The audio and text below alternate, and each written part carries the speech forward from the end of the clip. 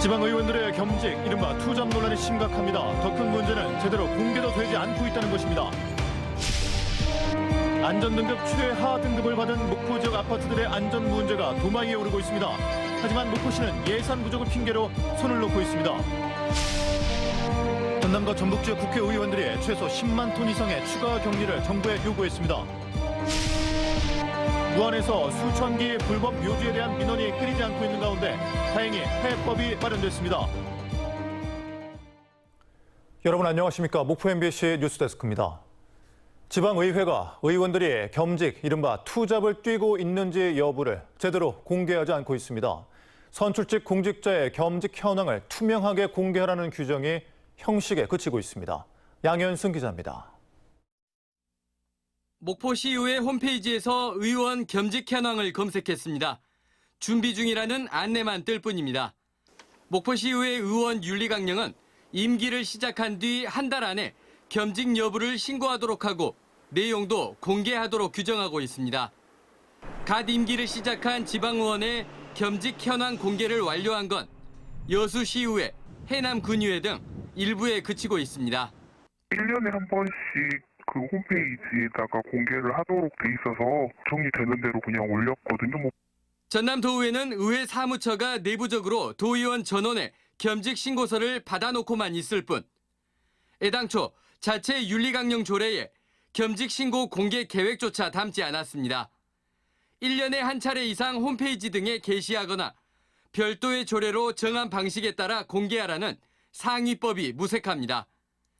업무 추진비 내역 공개 자료 사이에 겸직 현황을 끼워뒀고 그나마도 작년 7월 자료가 끝입니다. 광역의회인 충북도의회가 8월 기준 겸직 현황을 게시하고 일부 시군의회가 겸직 현황을 상시 공개하는 체계를 구축한 것과 대조적입니다. 지방의원이 투잡을 뛰고 있는지, 의원 이외의 신분으로 급여를 받고 있는지 여부를 시민들이 확인할 방법이 없습니다. 지방의 비리가 사실은 겸직 부분에서도 발현된다고 해서 과언이 아닌데 이걸 공개를 안 하고 있는 건 큰 문제죠. 행정안전부는 지난 6월 의정활동 정보공개 지침을 통해 겸직 현황 공개 등 지방의회 투명성을 높이겠다고 선언한 상태. 이해 충돌 방지, 주민 알 권리 보장을 위한 노력은 미흡하고 인사권 독립 등 지방의회의 권한만 커졌습니다. MBC 뉴스 양현승입니다. 목포 지역에는 전남에서 유일하게 안전등급 최하 등급인 2등급 아파트들이 있습니다. 붕괴 위험 등 안전상 문제가 큰데요.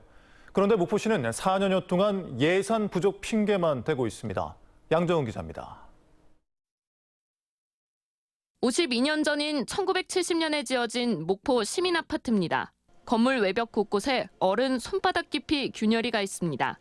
주민들이 공동으로 쓰는 공용 화장실은 곳곳이 무너져 있어 사실상 이용이 불가능합니다. 불편하죠. 그래도 그걸 갖다가 얘기할 수가 없어. 지금 3분의 1 이상도 산뒤 누가 나서서 또 하자갈 사람도 없고. 1975년에 지어진 옛 용해 아파트도 사정은 마찬가지. 이 아파트에는 아직도 주민 2세대가 거주하고 있지만 이렇게 접근조차 쉽지 않습니다.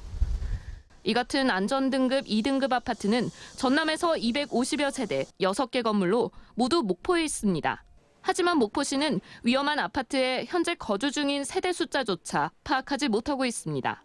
2019년 2등급으로 지정된 뒤 사용금지 명령을 내리지도 않았고 위험도를 더 정교하게 측정할 예산도 마련하지 않는 등 사실상 손을 놓고 있습니다. 정밀안전 진화에 따른 예산 확보가 먼저겠죠. 그에 따르면 지금 현재는 예산이 없기 때문에 도비 지원을 받는다든가.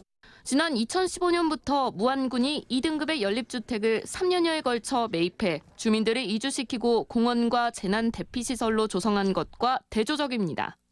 주민 이주 대책을 세울 것을 촉구했고요. 그리고 도 예산 일부가 정밀안전 진단을 위해서 반영될 수 있도록 힘쓰고 있습니다. 정밀 진단을 하는 데만 1년이 걸립니다. 하지만 목포시가 예산 타령만 하는 사이 2등급 아파트 재개발 문제는 계속 겉돌고 있고 결국 주민들은 하루하루 마음만 졸이며 위험한 아파트에 살아가고 있습니다. MBC 뉴스 양정은입니다. 목포시가 미식문화 갤러리 해관 1897 활성화 대책 마련에 나섰습니다. 목포시는 미식문화 갤러리가 준비가 제대로 안 된 상태에서 개관돼 시설 보완 등이 시급하다는 MBC 보도 이후 작은 창고는 해관 역사 정보를 알리기 위한 안내 책자와 알림판을 설치하는 등 관련 시설을 정비하기로 했습니다. 또 큰 창고는 공연과 연주회를 추진하고 사회단체들의 회의장으로 활용하는 등 활성화 대책을 마련 중이라고 밝혔습니다. 어제 광주 전남에서 8,000명이 넘는 코로나19 신규 확진자가 발생했습니다. 광주는 3,461명, 전남은 5,016명 등 모두 8,477명의 코로나19 확진 판정을 받았는데 특히 전남은 전날보다 2배 이상 확진자가 급증해 114일 만에 5,000명대를 넘어섰습니다. 방역당국은 여름 휴가철 영향으로 코로나19 재유행에 다음 달까지 이어질 것으로 보고 있습니다. 전라남도와 나주시가 부영주택과 맺은 한전공대 부지 기부 관련 합의서를 공개하기로 결정했습니다. 전남도와 나주시는 광주 경실련이 낸 합의서 정보공개 행정소송에서 법원이 공개를 결정함에 따라 법령에서 명시하고 있는 기한인 다음 달 8일 부영주택과 맺은 3자 간 합의서를 공개하기로 했습니다.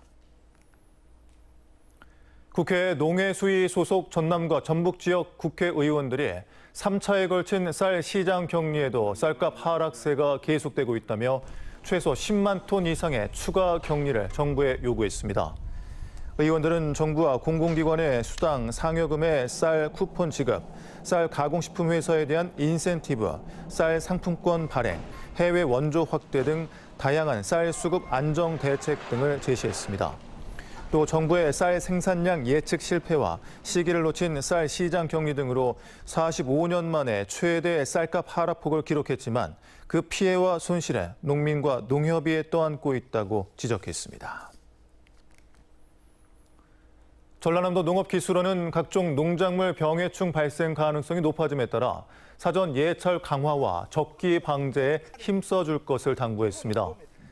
전남농업기술원은 최근 잦은 비와 고온으로 벼 도열병, 잎진무늬 마름병 등 병해충 피해 발생이 증가할 것으로 예측된다며 배수로 정비나 통풍이 잘 되도록 하는 등 예방 위주의 방제를 실시해야 한다고 강조했습니다. 농림축산식품부는 해남과 충북 괴산, 경북 영양 등 3곳의 가을 배추를 농작물 재보험 대상에 포함해 오는 16일부터 지역 농협을 통해 시범 판매하기로 했습니다.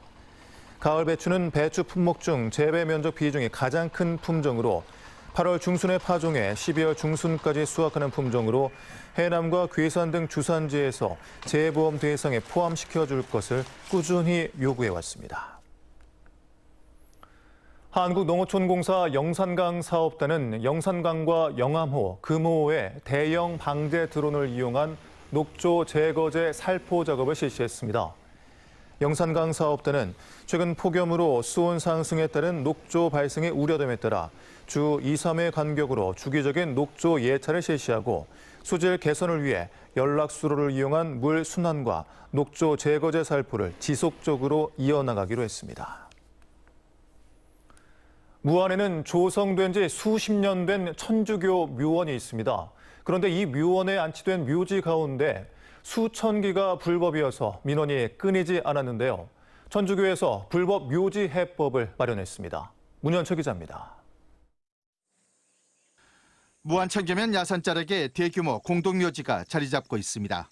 지난 1987년 지역 천주교 신자를 위해 조성한 묘역입니다. 세월이 지나면서 인가된 면적을 초과했고 현재 확인된 불법 분묘만 2천여 개에 달합니다. 이 과정에 임야가 무단으로 훼손되면서 민원과 고발이 잇따랐고 인근 주민과 천주교 무안군도 골칫거리였습니다. 수십 년 해묵은 이 문제가 해법을 찾았습니다. 천주교가 인근에 봉안당을 새로 지어 불법 분묘를 옮기기로 결정했습니다.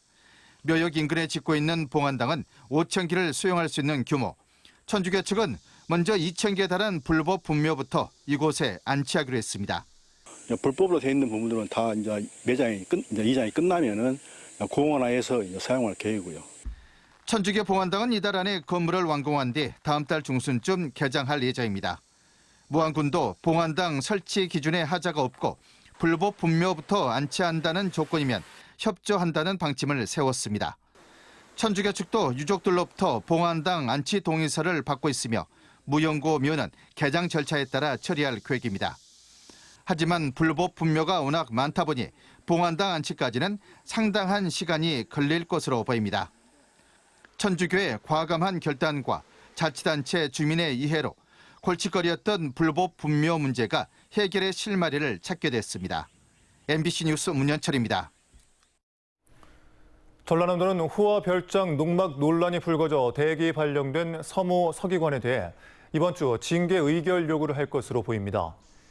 전라남도 감사원실은 서 서기관이 부인 소유 농지에 심었던 소나무 7그루 가운데 4그루, 시가 260여만 원 상당을 지인에게서 선물 받은 것으로 확인한 것으로 알려졌습니다.